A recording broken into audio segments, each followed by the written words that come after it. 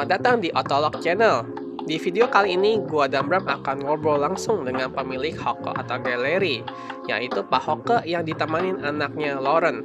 Maka itu gua sarankan untuk menonton dulu video sebelumnya di mana gua dan Bram keliling untuk melihat mobil-mobil koleksi Pak Hoke ini. Link ada di kanan atas atau di deskripsi. Galeri ya. Nah, sekarang kita lagi bersama pemiliknya langsung nih, Pak Hoke. Paling panggil Om aja kali ya, udah biasa panggil Om. Iya. Nah Om, ini awal mulanya Om koleksi mobil klasik tuh gimana ceritanya Om?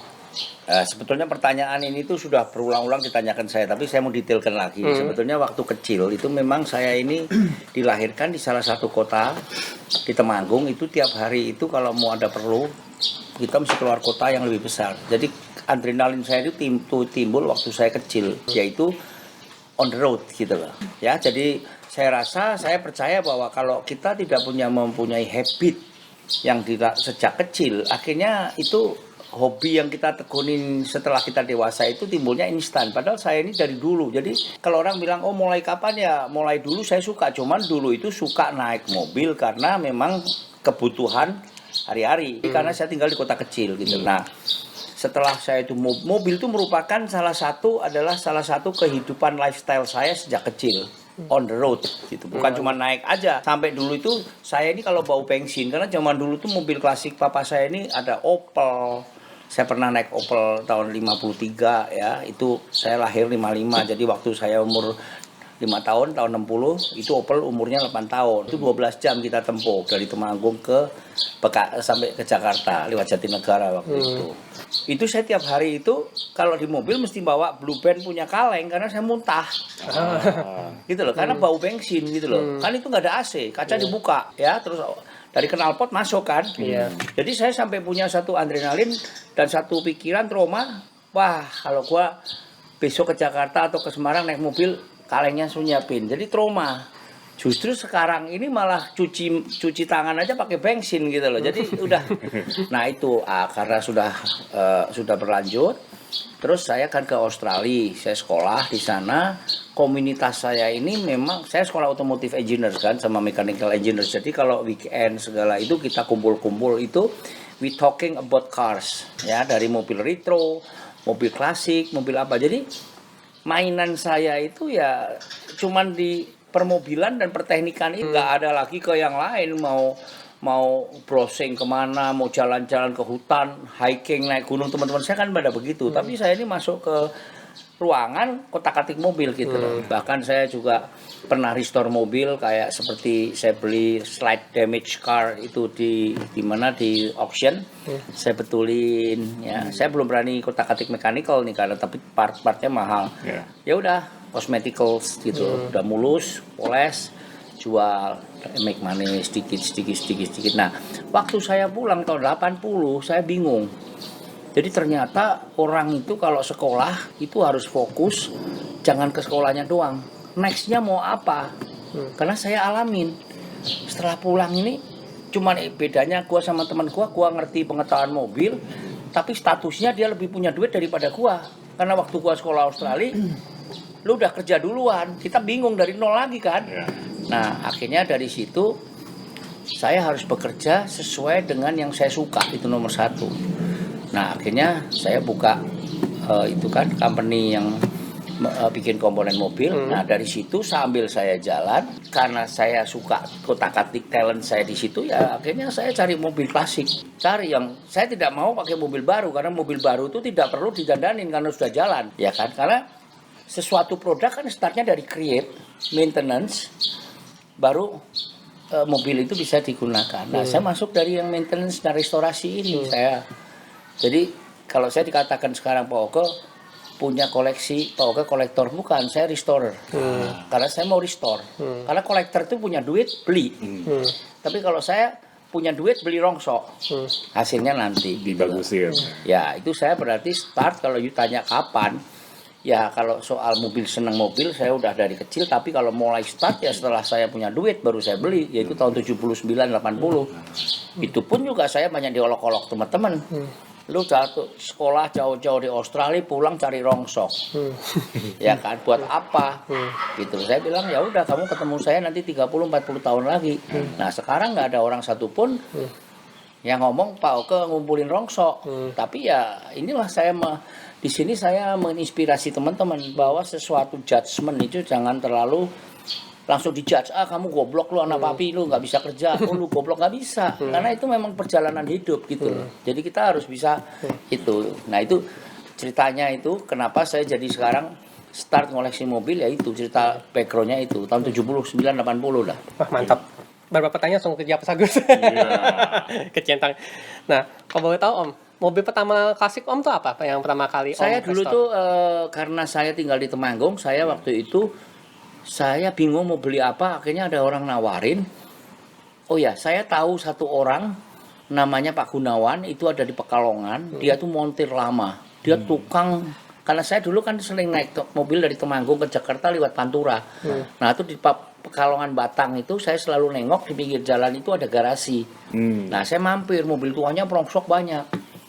Terus saya temen sama dia, ternyata dia itu restorer zaman dulu, zaman tahun 40-an dia udah restore mobil. Nah akhirnya saya beli Austin 7 keadaan rongsok 750.000, itu bekas dipakai di mana, di Temanggung Pak Lurah waktu itu buat nyetrum aki, mesinnya buat nyetrum aki, bodinya. Ya itu pertama saya beli, sampai akhirnya saya nikah pun nggak honeymoon, sampai ngoprek-ngoprek itu terus. Sampai hari pertama saya nikah itu besoknya tuh langsung saya ke Banyuwangi juga cari rongsok. Itu kan pertama yang di Indonesia, yang dulu di Australia. Loh kalau luar gitu. kalau di Australia dulu memang Australia dan Amerika itu saya selalu cari rongsok. Enggak, mobil pertamanya. Mobil pertama. Di Australia. Yang di Australia itu Holden Monaro. Holden Monaro. Ya, Holden Monaro. Saya dikasih duit 7.000 papa saya buat sekolah, buat beli buku, buat ini, buat itu. Tapi saya buat ambil 10% buat high purchase. Gitu loh. Bagus tuh mobil. Monaro. 5 silinder limited slip. Oh, 5 silinder. Enggak, V8 ya, 5.000 cc, 5.000 cc, 5.000 cc V8. 5.000 cc itu dia punya limited slip, tapi saya ambil yang 4 pintu karena 2 pintunya limited banget. Oh makanya mau nanya, Monaro bisa 2 pintu seingat saya? Enggak ya? Enggak, ada yang 4 pintu, versi 4 pintu ada. Monaro GTS 4 pintu putih warnanya. Tapi kalau yang 2 pintu itu hanya dibikin marun. Marun peleknya honeycomb. Nanti coba lihat di internet pasti ada. Itu khusus, itu dibikinnya nggak banyak tuh. Itu limited banget tuh. Gila tuh sama mobil dicari-cari di Aussie. Iya, karena perjalanannya limited slip, itu bisa jalan 100 200 bisa cepat. 5.000 cc mesinnya. Ya, enak banget itu. Suaranya juga udah, knalpotnya juga udah 2 gitu, enak suaranya. Ya pertama itu, terus ganti Mazda, ganti ini, ganti itu. Itu berarti saya umur 21 itu udah dibeliin Monaro. Ya bukan dibeliin, pakai duit sekolah gua. Pilihnya Monaro. Punya Tis. Nggak nanggung-nanggung langsung V8 awal-awal. Jadi Om sekolahnya langsung praktek ya? Ya karena saya pikir begini, zaman itu kan pembalapnya yang terkenal namanya Alan Moffat. Alan Moffat itu dari pembalap Ford. Dia pakai Ford Falcon, turbocharged itu loh. Jadi zaman dulu tuh nggak harus 2 pintu. Yang penting performance-nya mobilnya stabil. Mau 4 pintu mau apa tinggal dikunci aja pintu keduanya dilas, kasih roll bar jalan dia. Dia nggak, zaman dulu tuh orang kompetisi race itu hanya performance, bukan cosmetical. Kalau sekarang kan ada gambar tempelnya, ada spoiler. Zaman dulu enggak, function, pokoknya gua win dengan power yang gua milikin gitu. Kok zaman dulu lebih apa ya? Banyak juga bengkel rumahan yang ikutan balapan ya, kalau salah. Oh iya, iya. Yang Pokoknya di garasi-garasi. yang sebetulnya ya generik, obat juga ada generik. Sebetulnya pembalap juga ada generik. Yang real pembalap itu adalah pembalap yang tidak disiapkan dengan segala macam peralatan. Pokoknya mobilnya starter, racikan lu sendiri, jeng jalan. Nggak disiapin slowbackernya, harus ini, harus itu, harus ini apa. Akhirnya kalau mobil itu sudah siap dengan performance tinggi, itu bukan mobilnya lagi yang competition, nyali dari drivernya. Akhirnya begitu. Misalnya mobil lu kenceng banget, tapi nyali lu nggak ada. Gua mobilnya nggak bisa kenceng, gua punya nyali, gua mungkin bisa menang. Zaman sekarang itu adalah judgementnya di situ, Apalagi nyalinya orang. Tapi zaman dulu itu judgementnya adalah capability dan orang punya dengan mobilnya ini bounded gitu, karena dia yang utak-atik sendiri. Apalagi saya lihat sirkuitnya itu Mount Panorama tuh serem itu. Itu di yang biasanya di Bathurst itu. Bathurst ya, Mount Ya, Panorama. saya sudah bolak-balik tuh ke Bathurst. Ya, dulu sponsor yang paling topnya Hardy Ferrado kopling itu. Tahun 74 itu. Masih ingat tuh saya 74 75 Hardy Ferrado di Snowy Mountain sana, Lotemba. Oke, berikutnya tantangan yang biasanya paling berat dalam hal restore mobil atau koleksi mobil itu apa, Om? Nah, gini, karena saya hidup di Indonesia, kebanyakan orang Indonesia ini, sorry ya, zaman dulu tuh masih lack of maintenance. Jadi kalau seandainya saya hidup di negara lain, Amerika, saya dapat mobil klasik, mungkin the way of restoration-nya beda. Karena Indonesia ini jauh dari teknologi jauh dari ini, jadi di sini tuh tantangannya banyak sekali. Pertama, saya nggak mikir dulu yang beli di mana. Saya pikirnya apa? Ini mobil aslinya kayak apa dulu. Sebab saya dapat mobil tuh udah nggak asli semua ada. Karena malah orang kadang-kadang, wah ini antik nih, ada. Padahal itu mau bekasnya kipas angin atau kulkas dipasang terus dibikin artis macam kayak antik, tapi nggak ada fungsi. Sama dia dipoles. Jadi pada waktu itu saya kesulitan saya yaitu mengembalikan original dulu. Tak balikin dulu originalnya kayak apa. Nah, itu kan tidak ada zaman tahun itu nggak ada apa namanya katalog atau WA apa itu YouTube nggak ada. Kita nggak bisa lihat apa casing aja. Paling mau browsing di mana nggak ada. Gitu. Nah itu kendala saya. Jadi kendala saya bukan di restorasinya, tapi di mengidentifikasi itu. Nah setelah tahu identifikasi itu, saya harus tahu ini mobil ini terdiri atas beberapa part. Nah zaman dulu itu partnya nggak bisa bilang gua mau beli karburator merek Chevrolet, nggak ada, mereknya selalu Canter. Jadi kalau lu mau cari kayak sekarang lu mau karburator Toyota carinya Mikuni, browsing aja di Mikuni, ya kan, atau di Loroto. Kalau zaman sekarang tinggal cari part number dapat udah pesan. Part number dapat. Zaman dulu nggak ada part number, foto modelnya. Dan biasanya karena dulu nggak ada part number, dia universal. Gitu lah. Universal bisa dipasang karena performance mobil itu nggak sensitif. Kalau sekarang universal pas, tapi si cubic inch-nya beda. Bisa kebanyakan minyak, kekurangan minyak kan gitu. Nah, ngomong-ngomong Om, ini mungkin pertanyaan agak pribadi. Nah, si Tanto kok bisa approve Om di mobil sebanyak ini? Apa nggak ngomel tuh kadang-kadang? Nah begini loh, kita ini begini. Apa yang kita kerjakan di dunia ini sebetulnya tidak perlu membutuhkan satu approval. Kenapa? Kecuali kamu tuh masih TK, apa boleh beli baju nggak approval, ya kan? Kalau kamu sudah memilih pilihan kamu untuk menikah, kamu juga tahu partner kamu bakal menikah sama kamu, itu otomatis harus saling tahu. Kalau semuanya mesti approval, sorry ya, banyak teman saya yang sampai sekarang mau pergi aja mesti minta izin istrinya. Kita bukan minta izin, memberitahu orang rumah bahwa gua mau pergi. Bukan gua nggak bisa pergi nih, kenapa? Nggak ada izin. Emangnya lu di penjara lu, ya kan? Nah. Itu kayak begitu-begitu ya, itu yang harus kita hilangkan. Jadi makanya sekarang saya bilang sama teman-teman, pada waktu kita pacaran dan langsung masuk ke dunia perkawinan, itu yang penting yaitu respect. Bukan sekedar basic cuman love. Love itu buat saya, sorry ya, love itu lebih lemah daripada respect. Respect itu forever.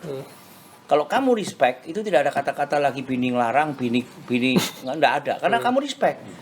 Respect ke dia respect ke kita. Tapi kalau kita tidak pernah respect, di-respectin orang dan tidak respect karena kita selalu melintir-melintir makannya tadi makan apa, ngomong makan apa, nggak selalu jujur ya akhirnya ya kemana-mana selalu ditanya lu mau kemana, lu mau ngapain, sama siapa, sampai kapan kan? Itu sudah nggak respect lagi. Kalau sudah ditanya gitu berarti sudah ada respect, udah ada trust lagi gitu loh. Jadi mendingan Om beli dulu, minta maaf kemudian paling. Sebenarnya contohnya kan ada, kayak zaman dulu kita punya kereta jenazah. Ya seperti kereta jenazah itu saya beli, istri saya nggak tahu. Dan saya tidak kasih tahu karena memang kalau dikasih tahu jadi create a problem kan. Begitu dia tahu ya dia akhirnya ngomel, ini mau diapain, ya mau disimpan, kenapa nyimpen gini ya, saya suka, jual aja, ya kalau ada pembeli saya bilang, nggak mungkin orang mau beli, tapi ternyata sekarang jadi history itu mobil, gitu loh. Jadi kalau mengenai tante marah, om marah, anak marah, papi marah, itu tergantung kitanya bagaimana. Kalau kitanya masih bawaan kita itu masih sebagai seseorang yang dilindungin, sampai kita nikah, sampai kita pensiun, ya selalu kiblatnya selalu gua nanya dulu deh. Nah, itu yang kita harus hilangkan. Karena apa? Kalau lu nanya seseorang, bagaimana mau jadi seorang individu ditanyain orang.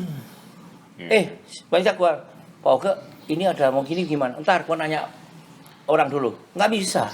Justru lu sebagai seorang inspiring people, kalau ibarat pohon cemara, lu jangan yang di tengah-tengah, lu yang harus paling pucuk. Kalau paling pucuk tuh lu bisa semua dapet. Tapi begitu kamu itu di paling bawah, ntar gua nanya dulu yang atas deh, nanya dulu, nggak bisa. Nah, itu kalau cara the way, menurut saya ini ya, cara saya, style saya, kalau kita hidup, kita selalu harus di ujung. Tapi kalau kita mau bekerja, tim, kita harus yang paling bawah. Contohnya horsepower mobil. Kalau 500 horsepower, kan berarti 500 tenaga kuda. Kalau kamu punya company 500 orang, kamu jadi bos diktator, akhirnya apa? Cuman 1 horsepower tuh. Company nggak bisa kenceng. Tapi kalau kamu di bawah, kamu driver, 500 yang kerja, kamu punya company 500 orang. Makanya orang di Indonesia ya, terus terang kita melenceng sedikit ya. Perusahaan-perusahaan di Indonesia biasanya kan nggak bisa maju karena apa? Tergantung bos, one man show. Tetap aja bos si A gede itu pegawainya 2000, tapi yang kerja cuma 1. Dia kerja untuk 2000 orang, harusnya 2000 orang kerja untuk dia. Nah, tapi di live you have to be in the top. Karena dengan kamu di atas, kamu bisa menginspirasi orang-orang bawah ini. Tapi dengan you lakukan dulu, jangan cuma merintah-merintah. Tapi kalau di company system, you harus yang paling bawah. You menyupport agar 500-nya ini kenceng jalannya. Nah, itulah perbedaannya di situ. Kalau dia di atas jangan lupa yang bawah. Kenapa? Kalau dia di atas jangan lupa yang bawah juga diurus juga gitu. Loh, itu kalau manajemen kamu nggak boleh di atas, kamu yang paling bawah. Manajemen. Tapi kalau live kehidupan kamu harus di atas. Kamu nggak bisa nanya. Kamu di atas yang nanyanya ke Tuhan. Nggak ada lagi di atas kamu.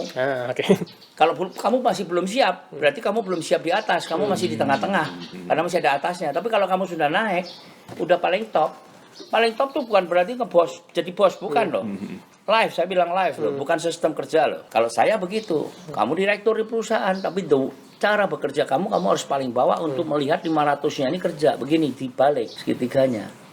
Kalau saya punya 10 orang, tinggal ngasih tahu dikit 10-nya bekerja kan cepet. Tapi kalau ntar nunggu saya ya, saya lagi repot. Nah, nah, besok, ntar nunggu saya ya, lu nunggu 10 orang. Akhirnya one man show kan. Akhirnya perusahaan itu cuma punya 1 horsepower.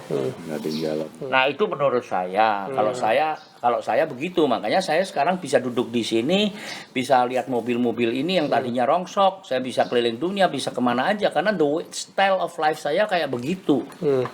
Dan saya percaya respect, ingat. Respect itu very strong. Ya. Oke, dari mobil sebanyak ini yang value secara money yang paling tinggi yang mana Om? Jadi gini, kalau mobil klasik itu sebetulnya kalau secara simple aja, demand and supply. Di mana mobil ini rare, di mana mobil ini banyak demand, pasti mahal. Lah bagaimana jadi rare? Macam-macam. Memang dibuat sedikit atau mobil ini punya histori. Kalau mobil ini punya histori, misalnya buat bawa presiden, mobil ini pernah dipakai atau ditemukan misalnya di Gunung Himalaya, misalnya gitu-gitulah, itu jadi mahal.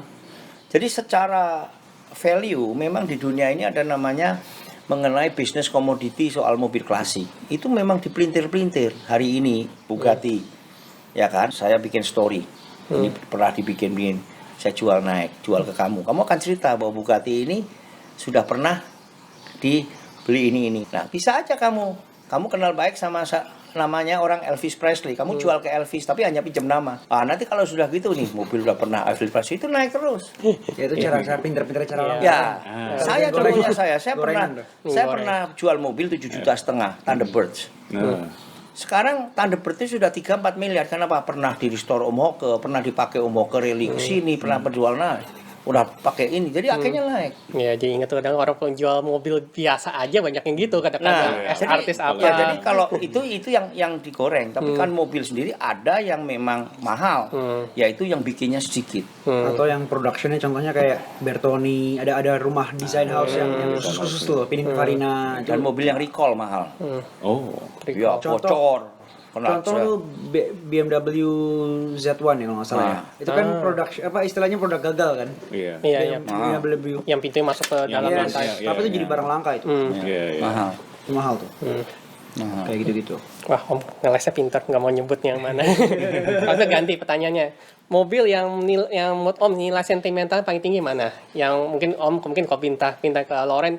Ini jual paling terakhir ya, kalau sampai ke pasar jual paling terakhir banget apa tuh? Ya gini, di tempat saya ini ada beberapa mobil yang memang mobil ini terus terang aja. Ini koleksi saya semua ini sebetulnya ada beberapa yang untuk backup, untuk financial montir. Jadi saya pasti ngomong ini kalau lu jual lu nggak bisa nyewain lagi. Saya nyewain mobil ini bukan saya mau kolek mati sebanyak-banyak. Saya punya pegawai banyak.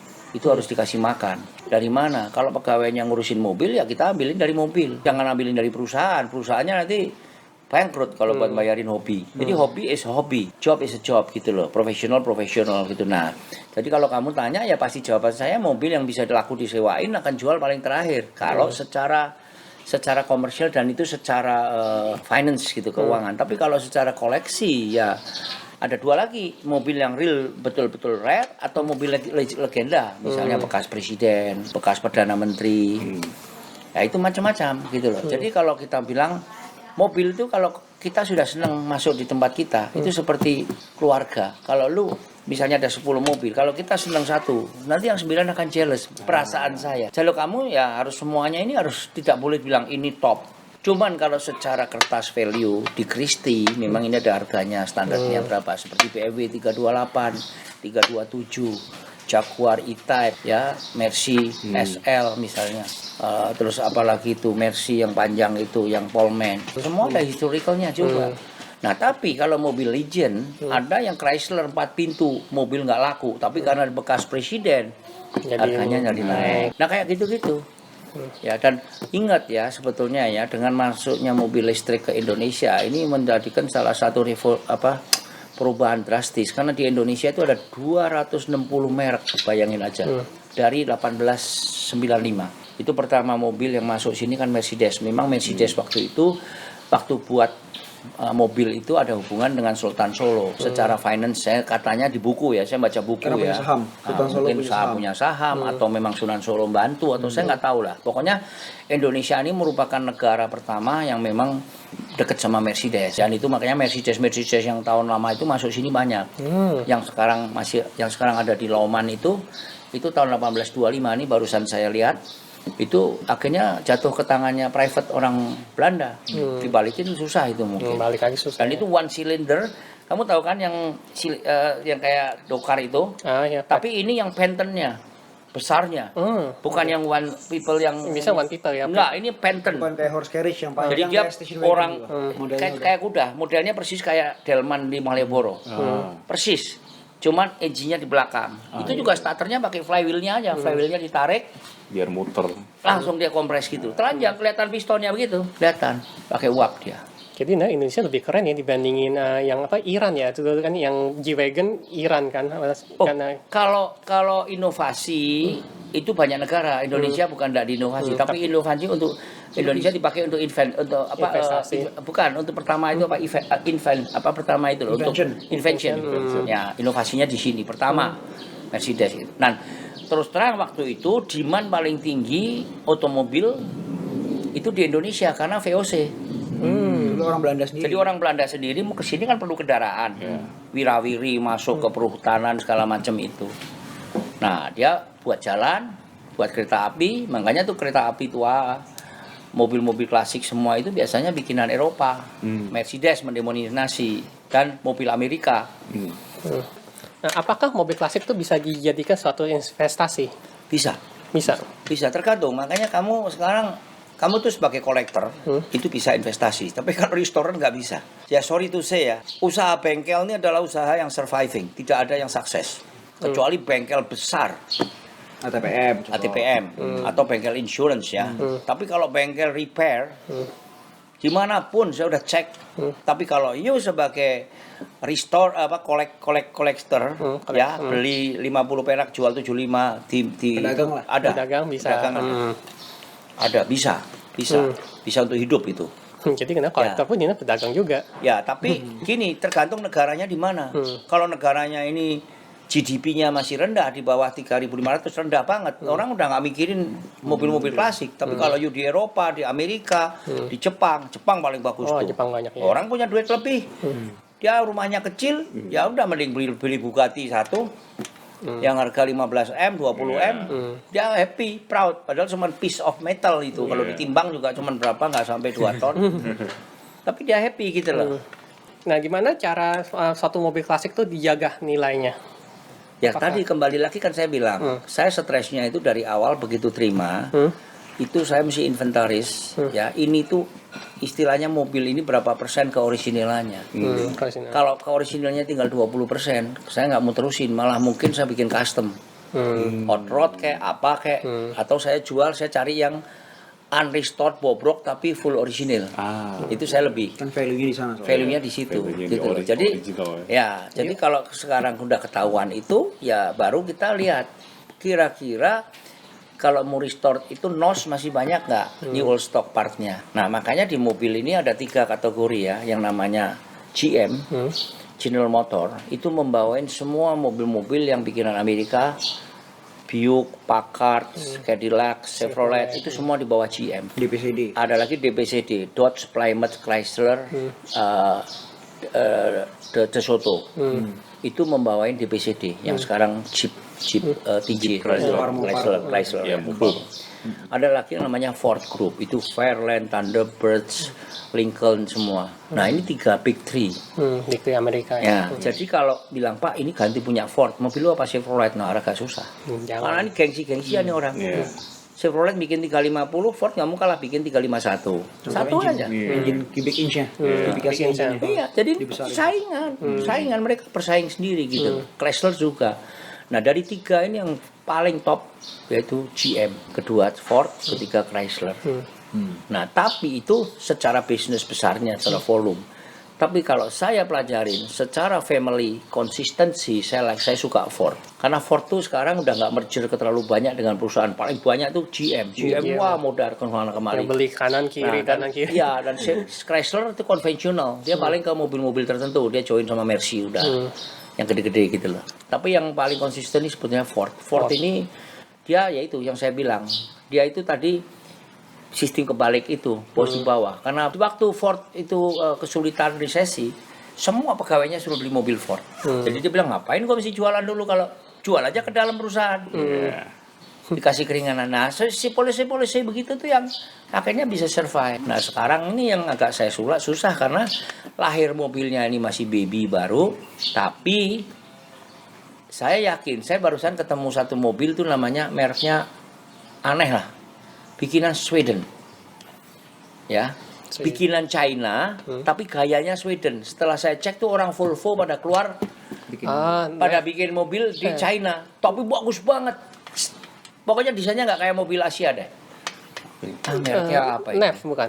Bekasnya Saab bukan? Saya nggak Saab udah nggak ada. Ini orang-orang Saab, orang Volvo pindah situ. Enggak, tapi Saab waktu itu dijual ke Cina diganti namanya. Bukan itu juga? Nggak tahu saya. Pokoknya itu yang jelas mobil China, tapi orang-orangnya tuh stylenya style Eropa. Ya, Nah itu contoh aja kayak gitu. Jadi engineeringnya dibawa, engineering dibawa gitu. Ya jadi Om restorasi itu jadi gaya restorasinya kan ada juga ada yang restore ke original, ada yang resto mod. Jadi Om tergantung Original saya. Saya mungkin dari Bisa awal pakai dapetin original. mobil maunya Ya, balik karena original. saya punya target bahwa sesuatu yang asalnya kayak apa, saya restore harus balik ke asalnya. tapi kalau misalnya udah ya susah diselamatin Ya saya semuanya, buang buat bikin buat hot rod, buat macam-macam. jadi resto mod jadinya. Ya. Istilahnya apa saya nggak tahu, pokoknya tidak ini. Ada salah satu contoh mobil kita yang Ford Model A tuh yang taksi, yang yellow cab. Kita dapetnya cuman body sama sasis. Ya udah mesinnya kita kasih mesin modern sedikit lah.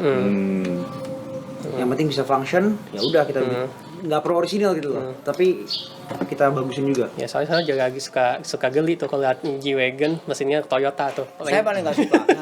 Itu kalau itu salah agama tuh. Salah agama. Saya nggak suka swap engine karena pada waktu mobil itu saya bawa overland, saya ada stuck di satu negara, kasihan montirnya bingung. Iya. Ini Toyota mesinnya kenapa kok bukan si tipe dia. VX kenapa mesinnya lain? Nah itu akhirnya apa? Kita bukannya nyaman waktu drive, tapi kita akhirnya difficulty waktu kita betulin. Jadi kalau orang mau overland itu juga harus nyaman waktu drive, juga nyaman waktu betulin, friendly. Jadi maksudnya maintenance problem, less maintenance problem lah. Jadi jangan minta engineer yang bikin. Ya enggak, jangan. Jadi pokoknya orang gini lah, orang ganti swap engine itu tujuannya apa? Mau kenceng kan? Lu mau lari kan? Tapi lu punyanya sepatu belly. Ya beli sepatu Reebok atau beli sepatu olahraga. Jangan sepatu belly buat lari, kepleset lu. Jangan dipaksa. Nah, jadi mobil juga gitu. Saya punya G-Mercy nih, saya mau betulin supaya ngebut, nggak bisa itu. Mobil G-Mercy sama VX itu didesain untuk agriculture. Jadi dua tipe ini mobil. Selama dia basicnya agriculture, torsi tinggi, RPM rendah. Tapi kalau kayak Ferrari, kayak ini itu didesain untuk street high RPM. Kalau powernya besar, RPM-nya besar, tinggi gitu. Jadi ya itulah, kita harus nggak bisa ego. Manusia maunya ini ada satu mobil bisa macam-macam nih, seperti kamera. Bisa buat telepon, bisa buat ngevlog, bisa buat ini, bisa buat semuanya, nggak mungkin. Ya mesti perabotan syutingnya mesti bawa banyak kan. Ini kan mobil begini banyak nih. Nah ini perawatnya gimana nih? Tiap hari di Itu kembali lagi ke waktu kamu restorasi. Jadi pada waktu kamu restorasi, kalau kamu ngirit, udah mobil banyak pakai cat yang murah aja deh. Nanti maintenance-nya mahal. Tapi kalau catnya ini bagus, lu nggak usah poles tiap hari, udah mengkilap terus. Jadi ya sistemnya tergantung dari awalnya. Chrome juga banyak. Ada yang harga 1 juta, ada yang 10 juta. Tergantung. Kalau lu mau chrome-nya yang asal-asalan, ya nanti lu mesti molesin. Ataupun karena kebanyakan dipoles akhirnya jadi belang. Banyak tuh bumper-bumper saya yang pada karakter belang. Karena apa? Dulu waktu nge-chrome-nya kita cuman sedapatnya. Ada tukang chrome, masukin tukang chrome. Akhirnya kita tahu, oh ternyata harus dilapisin berapa lapis. Jadi do it, lotok. jadi do it right at the first time. Nanti makanya setelah itu belajar. maintenance itu. Jadi kalau orang nanya kayak gini, Pak Oke ini kebanyak dari mana? Saya dari belajar, 45 tahun. Ya saya juga belajar sih itu hal yang sama. Soal Vitara saya tuh cat 2 kali. Yang pertama kagak bener karena ngejar murah. Tapi yang kedua kali ya bayar harga sepantasnya udah. Jadi nggak apa-apa. Tukang tuh sama sebetulnya. Ya, jadi kalau mau restore mobil, pertama harus tanya tukangnya, harus ngerti mobil. Kedua harus punya equipment yang bagus, baru kasih material bagus. Tapi kalau kamu ke tukang yang nggak ngerti, nggak ada equipmentnya, kamu beli cat yang mahal, sayang, buang. Nggak ada gunanya. Gitu loh. Tapi kebalikan, yang alat bagus, montir bagus, Pak irit aja pakai cat murah, kamu juga salah. Jadi restore mobil itu kalau kita nggak ada waktu, ya kita harus pilih yang pas. Tapi kalau kita ada waktu, ya itu satu hobi. Kita restore sendiri seperti anak saya nomor 2. Itu restore Mustang udah 2 tahun nggak selesai karena dia mau perfect. Sebautnya aja diukur, tebel bautnya diukur. Ini mobil banyak ini kayaknya Om bisa nginget STNK mesti bayar kapan atau kunci di mana atau gimana? Kalau itu Kalau saya itu adalah kalau kita bikin setiap bulan pasti ada yang ulang tahun kan, lebih dari 1 pasti. Ya udah kita ingetin aja yang. Jadi kita ngingetnya bukan per cars, per month. Per month. Per Ulang tahun apa aja nih? Kalau 1 bulan ini ada 5, bulan depan 7, setelah 1 tahun kok cuma 80, padahal mobilnya ada 120, berarti ada 40 yang missing itu. Yang nggak keperpanjang. Gitu loh. Atau memang mobilnya belum didaftarin kan, masih bahan gitu loh. Murah kok, dia punya ini pajak paling ada 400.000, 500.000 per mobil ya, per mobil. Yang mahal jadi karena progresifnya. Yang nggak tahu deh, mungkin ini juga masukan juga ke pemerintah gimana caranya supaya bisa menekan harga-harga ini karena mobil nggak dipakai tiap hari. Mungkin kita bisa nyontoh dari Singapura ya. Singapura punya historic vehicle, punya number plate spesial khusus tuh cuman berlaku 28 hari dalam setahun. Jadi kita bayar tax lebih murah. Kita pilih dalam setahun itu kapan kita mau pakai mobilnya dengan harga yang lebih murah kita bayar. Asalnya juga ada historic plate number juga. Jadi ya mobil tuh di limit dipakai selama 5 tahun itu berapa. Nomor plate juga khusus. Ya, paling benar sebenarnya begitu lah. Karena toh juga mobil-mobilnya nggak dipakai tiap hari gitu. Bukan mobil yang umum kita pakai tiap hari. Iya, kita tantangan juga buat yang kita di Indonesia tuh adalah ini juga kita mau import barang dari luar tuh susah. Apalagi barang-barang klasik, apalagi mobil klasik udah secara resmi udah out of question ya. Bisa. Nah, tapi sayangnya banyak juga mobil kita yang bagus-bagus tuh banyak juga diekspor tuh. Kayak Vespa, VW Beetle, apa namanya, Kombi, Kombi, banyak tuh. Enggak, tapi sebetulnya kalau Keluar kita juga. lihat, saya nggak tahu peraturannya nomor berapa. Saya pernah ingat bahwa sesuatu yang dibuat lebih dari 60 tahun atau 70 tahun nggak perlu diekspor. Yang industri ya, kayak mobil, motor, itu ada tuh rasanya. Dulu waktu PPMKI itu pernah berdiri itu sudah pernah dikupas itu, tapi sekarang kan nggak orang nggak tahu lah itunya. sudah tenggelam. Ya makanya bukan gitu, mungkin ini yang baru datang nih sampah nih, buang aja deh, yang mau buang ada yang mau beli. Nah karena itu saya kembali apresiasi. Jadi kalau kita mau apresiasi itu bukan ke istri atau ke anak, ke cucu, barang pun kita harus apresiasi. Orang kita kan enggak, museum bobrok, kalau perlu dibikin pakai baja ringan, rusak udah, buildingnya udah nggak kelihatan lagi. Karena itu. Jadi kita ini di sini lag ya. Ya ini sorry bukannya ke umum, tapi yang harus kita sekarang fokus dalam hal kehidupan ini yaitu apresiasi dan maintenance. Orang sini kan ada dua cuman, baru dan bobrok. Kalau nggak mau bobrok ya jangan dipakai. Padahal in between itu adalah maintenance. Nah maintenance ini adalah dibikin seminim mungkin. Kalau maintenance-nya kecil berarti kualitinya naik. Kalau maintenance-nya besar berarti kualitinya turun. Itu adalah barometernya di maintenance. Ya kan? Tapi kalau maintenance ini dijadikan salah satu expanding, jadi expenses. Wah ini ada dana untuk maintenance nih. Kalau gitu waktu bikin di awalnya semennya dikitin aja deh biar nanti ada bolong kita ada maintenance. Nah itu susah lagi. Nah kita tidak pernah achieve good quality. Creating money from the problem. Iya, nggak bisa gitu. Nah sama mobil tua. Ini nggak usah catnya, nggak usah bagus-bagus. Paling ntar bosnya kalau make nanti rusak pasti balik lagi. Ntar kalau bagus semua nggak ada customer balik. Nah itu susah kalau udah punya basic filosofi seperti itu. Sedangkan kita orang fresh graduate want to build the country, tapi masih ada filosofi itu yang menghambat. Gitu loh. Oke. Nah, Om tadi bicara PPMKI kan Om pendirinya. Nah, itu ide itu tercetus dari mana tuh? Saya sebetulnya bukan pendiri. Jadi saya itu sebetulnya tahun 79 itu ada satu pameran di Jakarta Fair. Waktu itu di Convention Hall. Saya pas ke sana. Jadi umur saya waktu itu 24. Saya lihat kok mobil klasik banyak. Saya tertarik. Saya temuin ternyata baru berdiri itu pelap.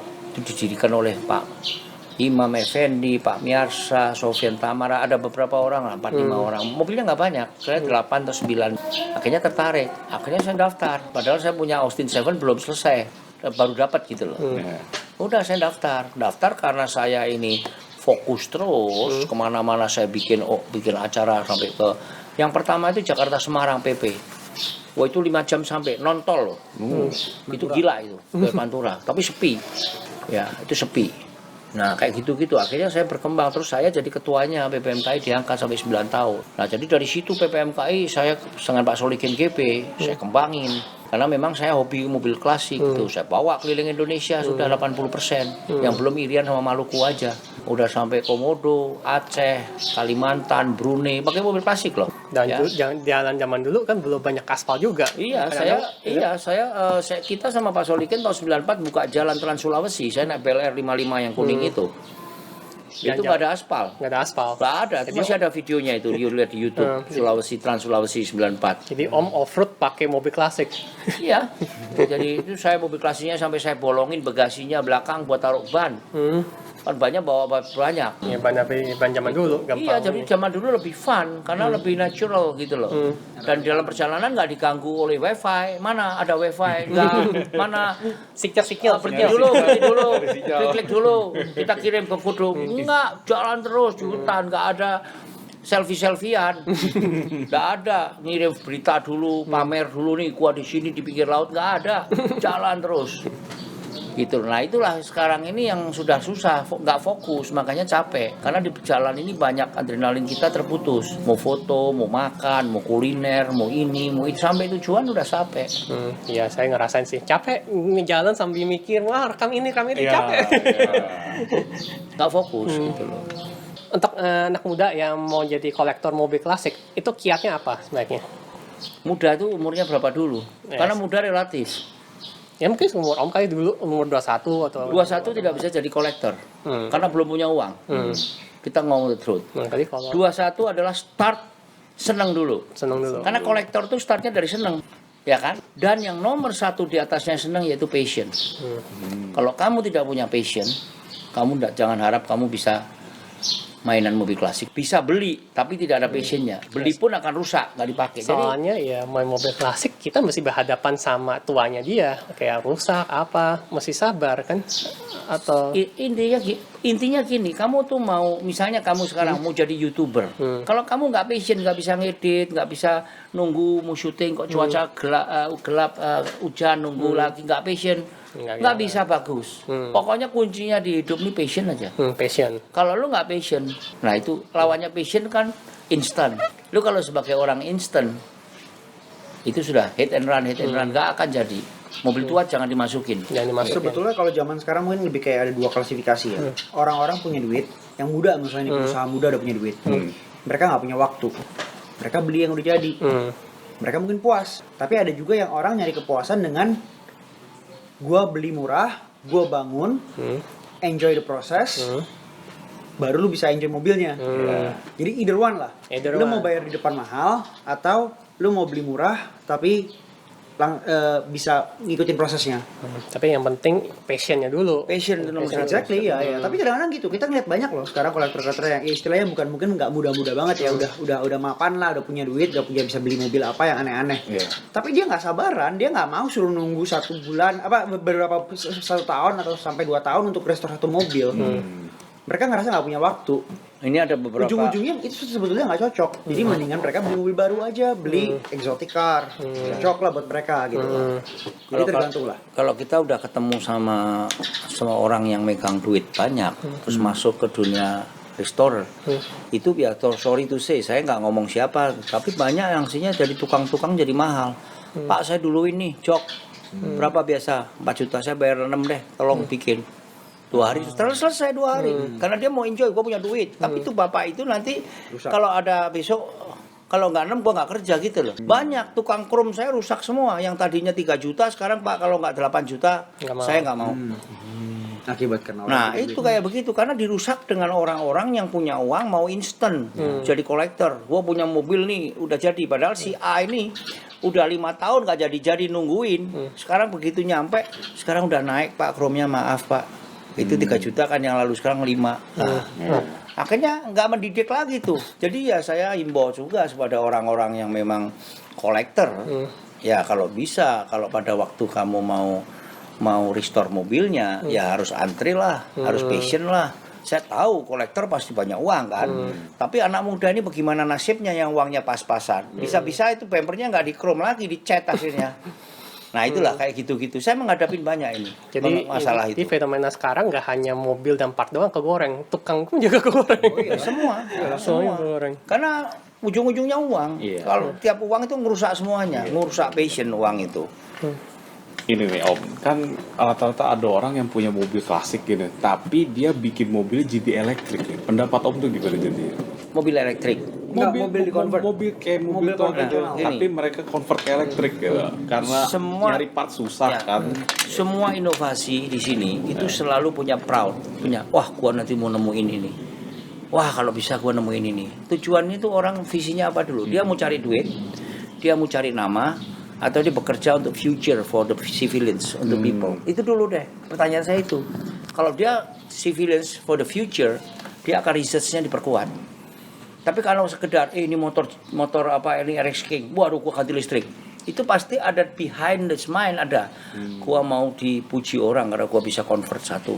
Wah ini kalau bisa jadi duit. Wah gua mau nomor 1, gua mau inovasi, itu semua. Tapi bukan untuk long term. Itu hanya satu motor itu. Setelah selesai kamu sudah rugi 6 bulan, 9 bulan, ngoprek-ngoprek, kamu hanya punya 1 yang kamu banggakan buat wirawiri. Begitu orang pesan 10 kagak bisa. Ya kan? Itu. Nah, makanya kalau saya bilang mobil elektrik ini untuk Indonesia itu buat saya secara general ya, saya nggak mau ngelawan pemerintah. Pemerintah programnya bagus, cuman kita harus ada merubah attitude dulu. Bagaimana orang sekarang ini gampang mereplace engine, mereplace booster rem, mereplace ini orangnya kan selalu tidak pernah original. Itu mobil-mobil yang OEM original begitu sampai seberang, udah partnya udah gado-gado semua. Karena mau beli part asli susah, adanya imitasi kan. Lah bayangkan aja mobil listrik yang akinya itu sudah OEM, dicolong nanti diganti, atau akinya bocor atau apa mau diganti apa, itu pasti amburadul. Nah, macam si amburadul. Jadi kalau saya bilang altitude orang Indonesia ya termasuk komunitas kita itu masih belum siap karena lain sama altitude di disiplinnya di luar negeri. Kalau orang udah dikasih tong sampah 3 buangnya udah, ini dikasih tong sampah 1 aja masih buang sono. Iya. Bagaimana kita karena electric car tuh perlu disiplin loh. Kalau nggak perlu disiplin banyak cilakanya loh. Dia nggak bisa diakal-akalin. Oh, nggak bisa. Nggak bisa fix 1 tambah 1 segini, voltasenya segini, jaraknya segini, nggak bisa diakalin. Nggak bisa, iya. Dikelundungin gitu, nanti nggak pakai ini transmisinya gimana? Nggak. Kalau mobil biasa kan masih bisa didorong terus disuruh jalan sendiri apa. Nah Iya. itu. Kalau zaman-zaman dulu juga, kalau mobil bensin kalau nggak serator itu dorong bisa. Makanya banyak caranya Jadi sih. untuk ya, saya pribadi ya, sorry ya, umur saya 67, saya terus terang kalau untuk ke depan ini saya tidak interesting. Bukan saya tidak mendukung ya, beda ya. Karena adrenalin saya is a motor vehicles with engine. Karena apa? Bisa membawa saya dan saya bisa repair. Dan saya juga bisa menyuruh orang-orang sekitar saya bantu saya repair. Tapi kalau saya overland dengan membawa listrik saya bawa ini, saya bawa aki nih ceritanya, keliling-keliling, itu buat saya enggak. Dan orang bilang, kalau telepon jangan nempel-nempel deh, nanti kena magnet. Nah itu di dalam mobil itu semua magnet itu, depannya aki-aki, di dalam terus ya toh, ya sama aja. Jadi saya bukan ini ya against ya. Jadi sorry to say bahwa dunia tuh is okay, whatever they want. But if my personal saya nggak mau. Saya nggak lari ke situ dah. Karena pertama saya nggak bisa suara knalpot saya nggak bisa dengar, ya kan? Saya kan suka kalau pagi kan manasin saya nggak bisa. Ya kan, saya nggak bisa ngangkat barang berat, mau ditarik-tarik, saya nggak bisa masuk ke lumpur, saya nggak masuk ke karang-karang miring-miring, saya nggak bisa ganti ban yang gede-gede, ya, saya nggak bisa pakai locker, differential gear saya nggak bisa pakai. Jadi untuk saya membunuh karir dan membunuh saya punya adrenalin, jadi saya nggak bukan against ya, tapi saya kurang suka. Iya. Ngerti. Nah, itu aja. Kalau saya suruh komen, saya nggak interest gitu loh. Untuk electric car. Juga kan sekarang trennya ya untuk mobil klasik tuh mobil tahun 90-an tuh udah mulai populer. Nah, pendapat Om gimana tuh sekarang mobil-mobil tahun 90-an Nah, itu kan mobil itu kan sebenarnya dibagi dari dulu. Yang pertama lahir itu kan namanya horseless. Horseless itu adalah mobil yang dari kuda masuk nggak kuda. Dari situ tahun 1910 ke atas namanya veteran. Dari veteran baru klasik. Vintage dulu. Vintage baru pre-war. Password gitu kan. Nah, era-eranya. Nah, eranya tuh ada, itu udah fix. Karena kalau kamu bilang 90 tuh masuknya ya mungkin yang masuk retro atau apa, saya nggak tahu istilahnya. Yang timer mungkin kan. Jadi pertanyaan kamu tadi yang timer kenapa tadi? Ya, pendapat Om gimana nih sekarang gitu? Patut dikoleksi atau enggak gitu kali ya? Kalau koleksi itu gini, tiap hari itu menciptakan sejarah. Saya duduk sama kamu aja begini, nanti 20 tahun yang lalu itu jadi sejarah. Jadi tidak ada sesuatu yang tidak. Jadi sejarah itu adalah kita yang create sebetulnya. Kenapa kita mesti lihat museumnya orang? Kamu bikin museum keluarga ada. Sepatunya kakek kamu taruh mana? Hilang toh. Kenapa kamu nggak simpen? Tongkatnya kakek kamu mana? Kakek kamu dulu kerja apa? Pabrik, meja tulisnya nggak tahu dibuang. Pensil kakek kamu sekarang punya perusahaan merek yang terkenal misalnya, orang semua pakai. Pensil pertamanya mana? Kenapa kamu mesti ke museum orang lain? Saya masih ngumpulin, saya punya sepatu saya SMP, baju-baju saya SMP masih ada, biar orang bilang, nanti kamu lihat tuh Vitara, waktu dia masih TK, full original cat, dia pertama les mobil, saya simpen. Saya tidak cat, semua orang bilang Pak butuh saya biar, karena saya itu menjadi histori keluarga saya gitu loh. Nah jadi kalau kita mau bicara mengenai retro segala macam itu, ya saya rasa sih oke aja, enggak masalah. Tapi cari yang orisinil. Kalau jadi pokoknya kalau apapun tahunnya, kalau kamu bisa dapatkan yang original dan banyak nosnya, itu value-nya lebih tinggi. Biarpun kamu beli Avanza yang first, ya Avanza yang first launching dari Astra kemana mobilnya? Yang nomor 001. Ada yang cari nggak? Ada nggak orang koleksi mobil yang khusus 001 produksi Indonesia? Kijang Doyok 001, Kijang Kapsul, Innova yang 01 kumpulin coba. Wong Astra sendiri pun juga nggak ada museum, harusnya ada gitu loh. Nah itu historical ini sebetulnya menurut saya kita harus menciptakan, negara ini harus menciptakan. Itu yang membedakan mobil klasik sama mobil tua, jadi saya bilang ya. Saya tuh nggak bisa ngomong mobil tua ya. Mobil tua is an old car. Saya lebih baik lebih ke kategori macam-macam ya, bisa classic cars, bisa ya itu pre-war, post-war. Kalau tua itu kan istilah Indonesia mobil tua. Mobil tua. Tua itu seseorang old car ya, rasanya tuh beda ya. Old car itu general ya, lebih ke general ya. Mobil tahun 90-an juga dibilang mobil Old tua. car. Iya, tua. Ya. Karena PPMK itu sebetulnya kan perhimpunan mobil kuno harusnya klasik. Nggak, mungkin maksud tadi Rio tadi itu kalau mobil tahun 90 patut dikoleksi atau enggak. Gue lebih ngeliat gini, kalau mobil tahun 90 itu udah peralihan. Dalam arti interior komponen-komponennya semua serba plastik karena buat mass production kan. Dan mereka ngirit cost. Zaman dulu kita lihat kalau Bel Air tahun 50-an, dari dashboard, dari semuanya, instrumen panelnya semuanya kan plat. Platnya biasanya ya. Ya kan? Oh, otomatis plat lebih everlasting gitu loh. Sedangkan plastik kita ngomongin apalagi plastik mobil Eropa yang lebih nggak cocok sama climate kita. Lengket lah, apalagi sekarang udah soft touch lah. Nah ya makanya susah dikoleksi karena susah. dengan makin lama lebih gampang kemakan umur gitu loh. Apalagi nih yang mobil tahun 2000-an Persi pakai bahan yang environmental friendly. Bisa busuk sendiri Lebih cepat hancur. Larut sendiri. Harus sendiri. Gitu loh. Ya kayak kita Mercy nggak usah di klimat luar negeri deh. Mercy tahun 90-an plafon pada copot semua kan. Lemnya padahal di luar negeri juga begitu, di Indonesia lebih cepat. Lebih cepat karena kita iklimnya ya lebih panas. Kayak gitu-gitu loh. Masalah poin-poin yang kayak gitu-gitu yang Jadi kalau kamu mau bicara mengenai koleksi segala macam ini tergantung itu mobil itu ada apanya. Ada apanya? Sentimental value-nya apa? Nah, itu baru kamu bisa koleksi. Tapi kalau saya sih selama itu mobil itu pernah di Indonesia dan ini pernah eksis dan banyak originalnya, saya skip. Saya nggak perlu bandingin, bukan apple to apple loh. Wah ini mahal BMW gua yang dibuat ini, kalau ini nggak ada value, nggak bisa karena dia story-nya beda gitu. Story-nya beda. Kamu bayangin aja. Kamu nanti umur 60 seperti saya 40 tahun yang lalu. Ini yang namanya sekarang Avanza Xenia ini jadi barang antik nanti. Oh iya. Ya kalau kita mau ngomong kan. Karena di sana mungkin nih saya kadang-kadang berangan-angan. Mungkin nanti 3000 tahun yang lalu manusia akan bercerita, wah ini orang pergi ke jalan-jalan ke Jawa dulu masih naik besi loh, yang ada karetnya muter-muter. Karena zaman dulu tuh udah semua terbang. Mungkin kayak sekarang kamu bilang naik kuda dulu, ya kan? sekarang udah. Nanti akan begitu. Nah coba kamu tahun 2000 kamu nemu Avanza di sini, apanya nggak jadi kayak mahal sekali gitu. Nah karena gini, kalau kamu sekarang nemu Laurent Dietrich, Bugatti apa, itu hanya koleksi bukan sama famous orangnya, tapi inovasi engineeringnya. Zaman dulu kamu lihat Laurent Dietrich saya itu yang desain Bugatti, dia pakai elliptical spring, cuman sepotong separuh, nggak pakai full loh ya, dia begitu. Jadi dia ngambil itu bagus banget karena dia ngambil ujungnya sini itu pakai chassis. Ini dia cuma begini doang. Bukan begini. Kalau begini beda lagi. Kalau begini, chassisnya akan mentul-mentul. Tapi kalau begini, chassisnya diam, yang mentul belakangnya. Beda. Separuh gini. Sama begini. Kalau begini kan full. Nah itu kayak gitu-gitu, itu yang jadi historicalnya.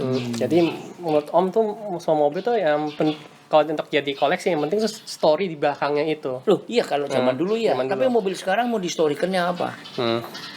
Ya, mungkin ya, gitu Hyundai atau mobil Wuling atau gimana.